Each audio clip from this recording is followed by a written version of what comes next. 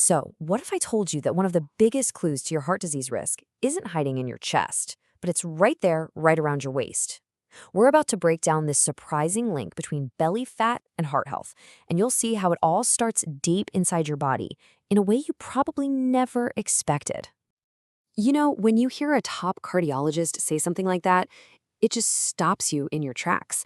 A 28-year-old having a massive heart attack, it really drives home the point that heart disease is not some old person's problem anymore. Not at all. Younger and younger people are facing this, and we absolutely have to understand why. This isn't about scaring anyone, it's about getting smart and taking control. Okay, this might sound a little blunt, but it's a super important visual cue. That belly that sticks out, it's not just about how your clothes fit. Think of it as a bright flashing warning light on your body's dashboard, signaling that there's a really dangerous process happening deep inside. And we're not talking about the subcutaneous fat, the stuff you can pinch. No, this is visceral fat. It's a totally different beast. Imagine it's like a hidden, toxic fat factory that's packed in and around your vital organs, your liver, your pancreas, everything. And its job? It just pumps out these inflammatory chemicals that get into your bloodstream and cause chaos and damage all over your body. So, the big question is, how does this nasty fat even get there in the first place?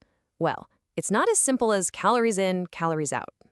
The real story, the root cause, actually starts with one single incredibly powerful hormone that our modern diet has sent completely into overdrive. Right, so whenever we eat, especially carbs and sugars, our food breaks down into glucose, and glucose is our body's main fuel. It gives us energy. But here's the twist. If you have too much of it hanging around in your bloodstream, it's actually toxic. It damages your blood vessels. So, your body has this amazing emergency response system designed to get that sugar out of your blood and fast. And that emergency response system is called insulin. The easiest way to think about insulin is like a key. When sugar floods your blood, your pancreas releases these insulin keys. They travel to all your cells, they unlock the door, and they shove that glucose inside where it can be safely used for energy. It's a truly brilliant system, but it was designed for a world that looks very different from ours today. And this is the vicious cycle that's happening inside so many of us. It all starts with that constant stream of carbs, sugar, and processed foods we eat all day long. This forces our pancreas to just pump out insulin morning, noon, and night. Eventually, your poor cells get so bombarded that they just stop listening. They become resistant to the signal. But the sugar is still there. It has to go somewhere, so your body declares a state of emergency and says, fine, we'll just convert it to fat and store it away. And where does it store it? You guessed it, right in the belly, as that dangerous visceral fat. Now, here's the scariest part of this whole thing. This process is silent. For a decade, maybe even longer, your insulin can be sky high, causing inflammation, damaging your arteries, and packing on that visceral fat, all while your standard blood sugar tests might come back looking totally normal. The damage is happening under the radar for years, until one day it's not silent anymore. Okay, so that's the problem, and it's a big one. But the good news, the really good news, is that we have an incredibly powerful tool already built into our bodies to reverse this whole process.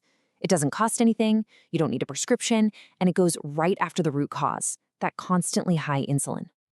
This number right here, 12 hours, is the magic switch. That's the point.